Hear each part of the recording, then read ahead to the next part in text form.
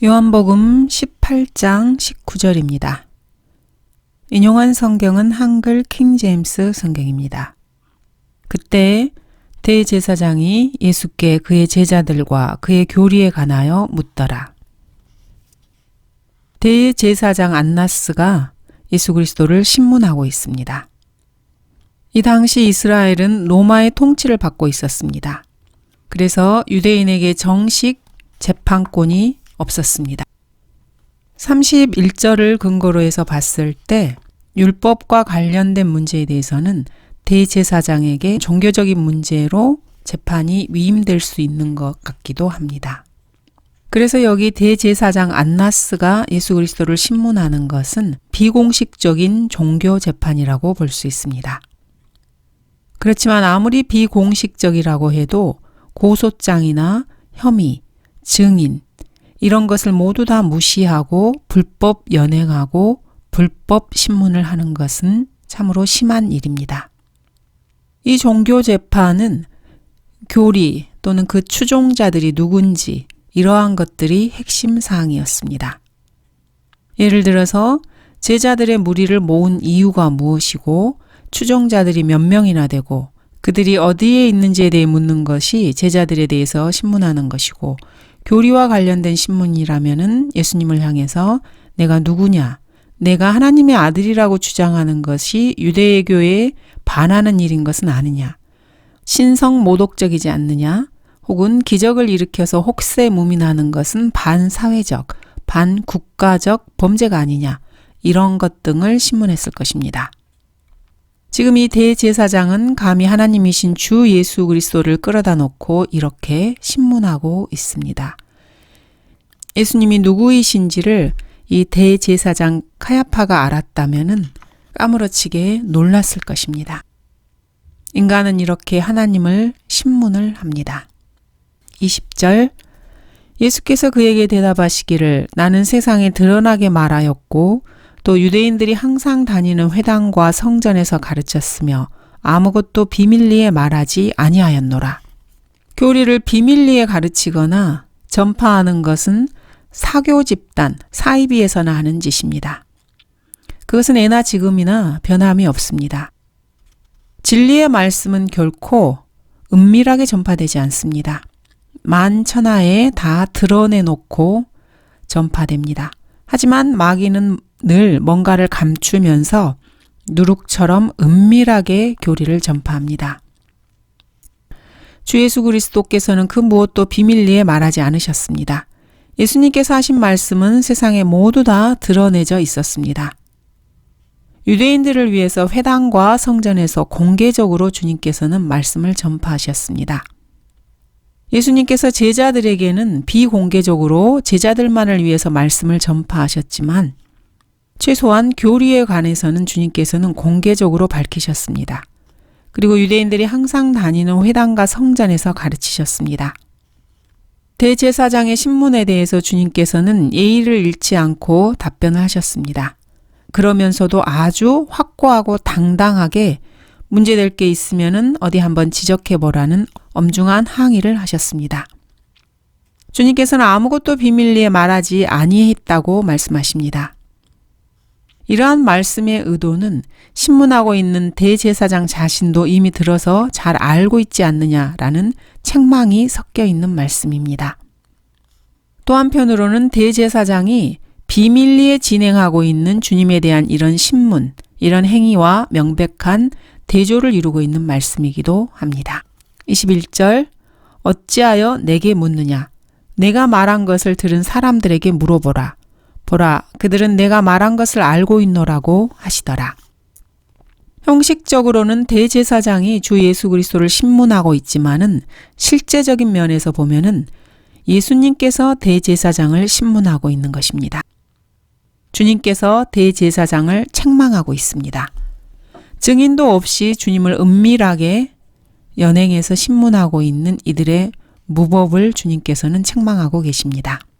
22절 이 말씀을 하고 계실 때 옆에 서 있던 관원들 중 하나가 손바닥으로 예수를 때리며 말하기를 내가 대제사장께 그렇게 대답할 수 있느냐고 하니 주 예수 그리스도께서 육신을 입고 지상에 오셔서 사역을 시작하신 이후로 최초로 물리적인 폭행을 당하시는 장면입니다. 죄인에게 주님께서 매를 맞으신 장면입니다. 이방인들인 로마가 먼저 예수님께 손을 댄 것이 아니라 유대인들이 이러한 물리적인 폭력을 예수님께 행사했습니다.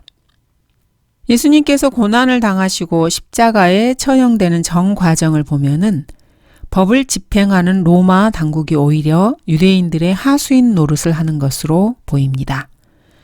주님께서 대제사장 경비병에게 맞으신 것은 구약 예언의 성취입니다.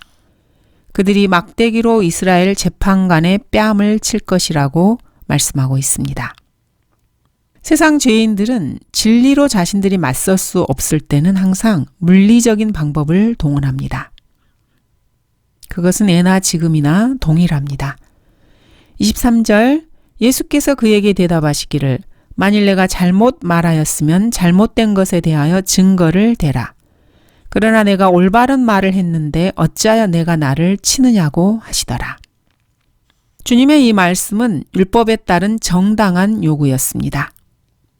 신명기 19장 15절에서는 이렇게 기록하고 있습니다. 한 사람이 지은 어떤 죄에 있어서도 그 죄악이나 죄에 대한 한 증인은 일어서지 말 것이요. 두 증인의 입이나 세 증인의 입으로 그 문제를 결정지을지니라.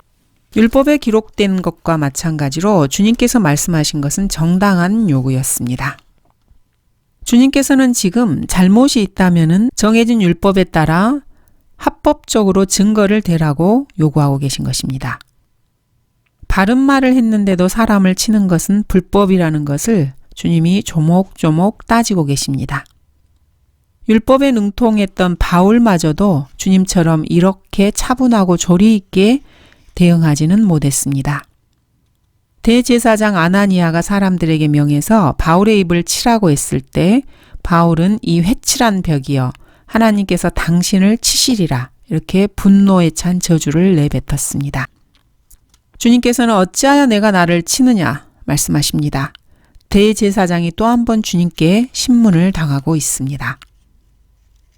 24절 그러자 안나스가 줄을 묶은 채로 대제사장 카야파에게 보내니라. 잘못하다가는 자기가 반대로 예수 그리스도께 당할 것을 안나스도 알았습니다. 그래서 다른 제사장인 카야파에게 주님을 묶은 채로 보내버립니다.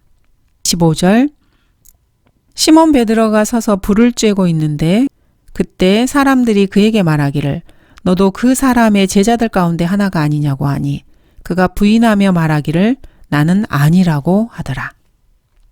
다른 사람들과 섞여서 불을 쬐고 있던 베드로는 주위의 사람들에게서 도전을 받게 됩니다.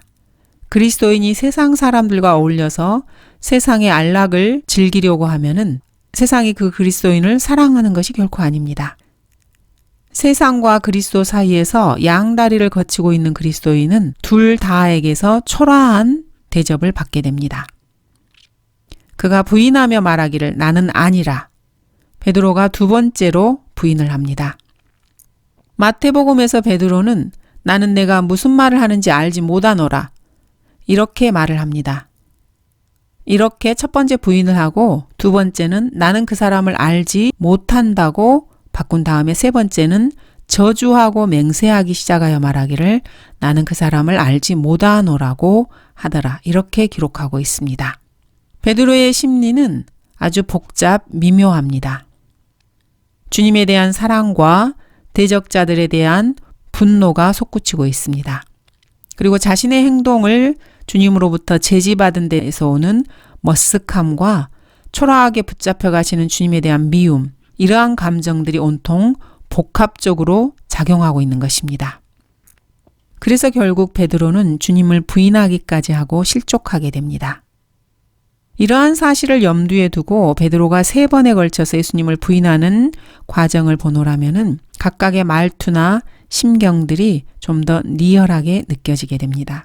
요한복음에서처럼 나는 아니라 이렇게 말하는 것과 또 다른 복음서들에서처럼 나는 내가 무슨 말을 하는지 알지 못하노라. 나는 그 사람을 알지 못하노라. 이러한 말들이 이어지는 동안에 실족한 베드로의 심리 상태 하나하나가 이 말 속에 녹아들어 있습니다. 26, 27절 대제사장의 종 가운데 하나는 베드로가 귀를 잘랐던 자의 친척이라. 그가 말하기를 내가 그와 함께 동산에 있는 너를 보지 아니하였느냐고 하니라. 그러자 베드로가 다시 부인하니 즉시 닭이 울더라. 베드로는 결국에 닭이 울기 전에 정확하게 3번 주님을 부인하게 됩니다. 예수님께서 요한복음 13장에서 예언하셨던 것과 정확하게 일치합니다. 그리고 베드로는 예수님의 말씀을 기억하고 밖으로 나가 비통하게 울었습니다. 아마도 겟세마네로 되돌아가서 거기서 혼자서 통회하면서 목 놓아 울었을 것입니다. 베드로는 일생일대의 아주 큰 시험에서 아주 비참하게 실패하고 말았습니다. 지금까지 주님과 함께 동행하면서 배웠던 그 위대한 말씀과 가르침, 주님의 기도들, 주님을 향한 뜨거운 열정과 애정에 불타면서 주님께서 가시는 곳이라면 어디라도 목숨을 내놓고 따라가겠다는 그런 각오를 내보였던 베드로입니다.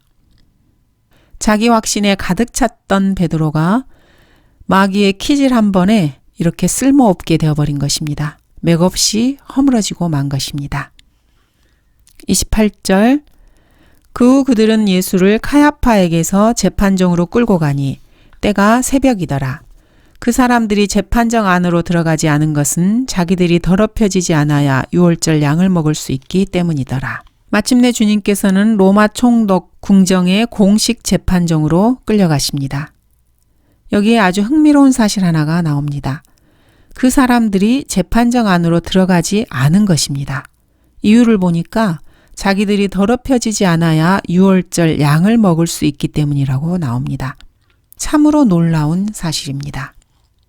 삼위일체 하나님의 제2신격이신 분을 죽이려는 자들이 이런 종교적인 위선을 보이고 있습니다.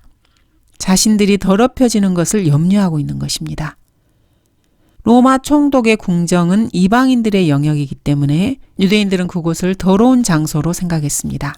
그래서 유월절 양을 먹어야 할 자신들이 그런 더러운 장소에 들어가서 더럽히는 것은 합당치 않다고 생각했던 것입니다.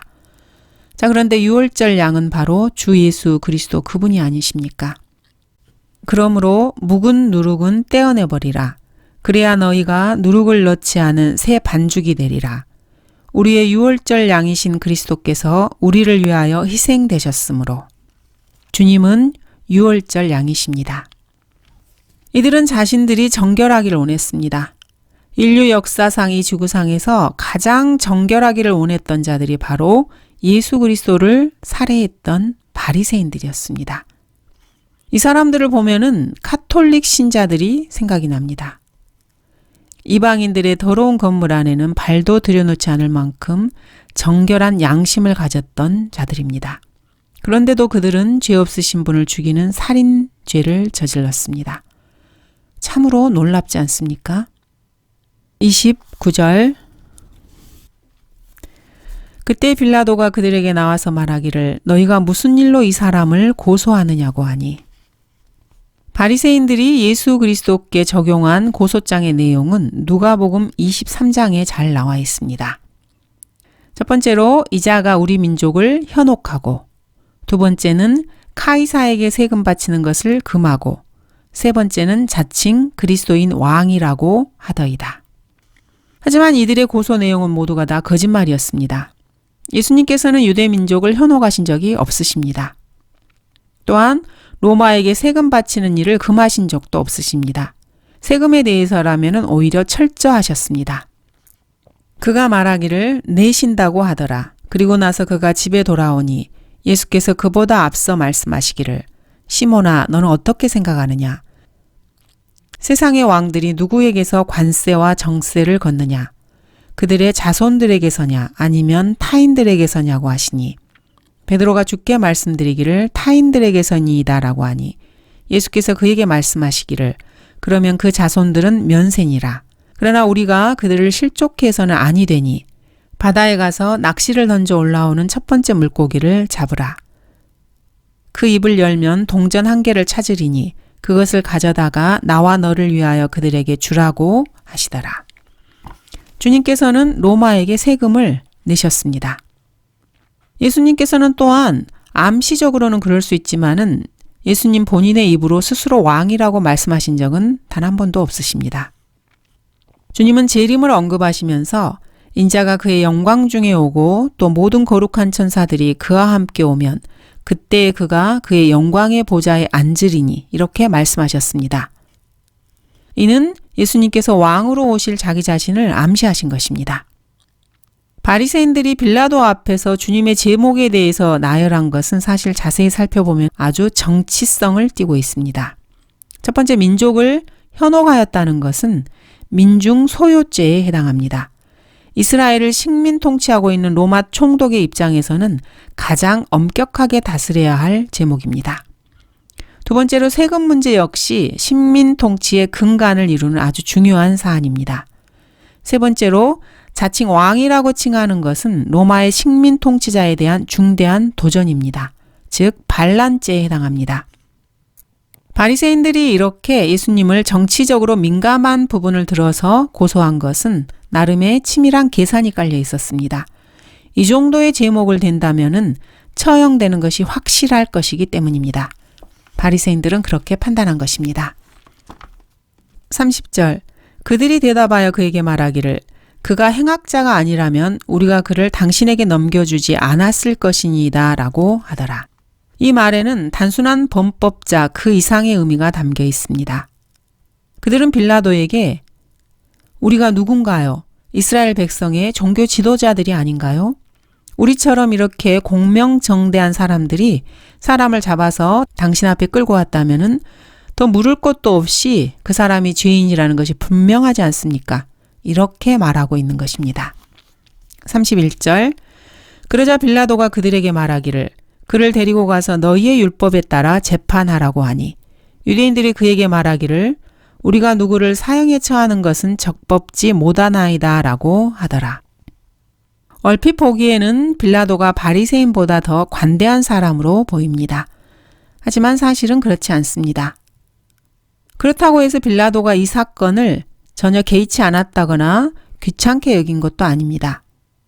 빌라도에게는 아주 냉혹한 속셈이 있었습니다. 그를 데리고 가서 너희의 율법에 따라 재판하라. 빌라도의 이 말은 사실 예수 그리스도를 제거하려는 빌라도의 첫 번째 시도였습니다.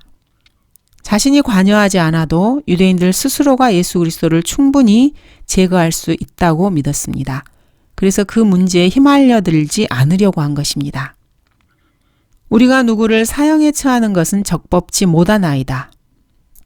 이들은 불법적인 재판을 지금 끝내놓은 상태입니다. 그들은 이미 예수 그리스도께 사형 선고를 내려놓은 상태였습니다.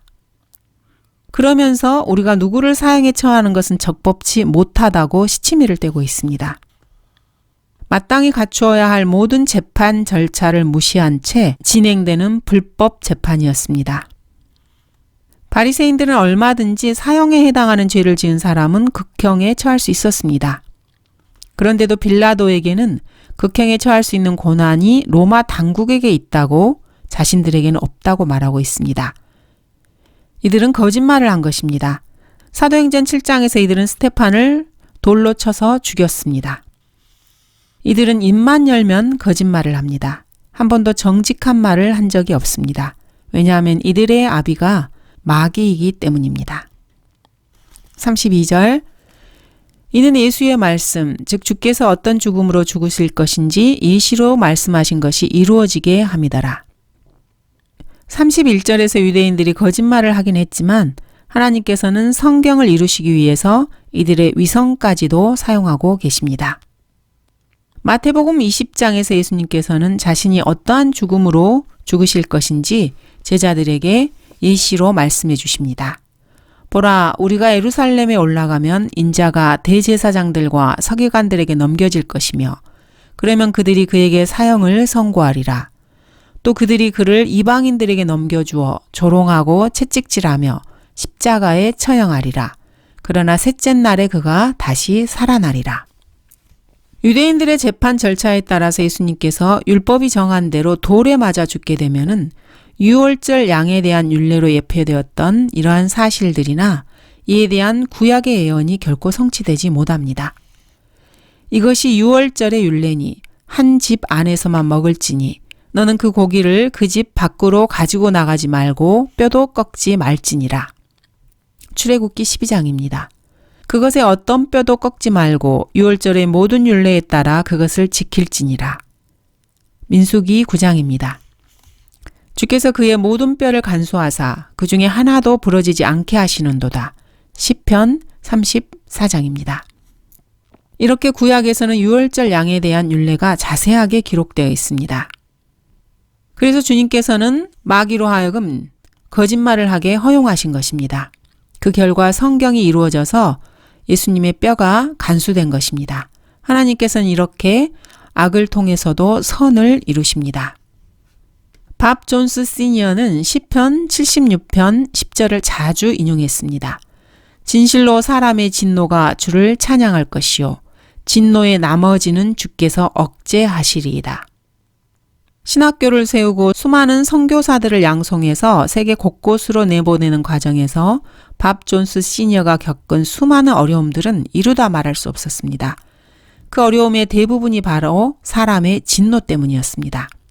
주변 사람들이 어찌나 이런 일 저런 일로 밥 존스 시니어를 진노케 했던지 이것저것 벽에 부딪히고 좌절되고 계획을 수정하고 포기하고 뒤로 미뤄야만 했던 일들이 한두 가지가 아니었습니다.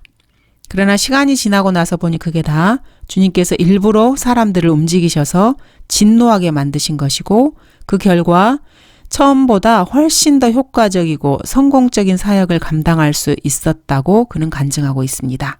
그러면서 시편에 이 구절을 자주 인용했습니다. 하나님께서는 자신의 선하신 뜻을 이루기 위해서 이처럼 마귀의 거짓과 방해까지도 의도적으로 일으키셔서 그것을 효율적으로, 효과적으로 이용하십니다. 감사합니다.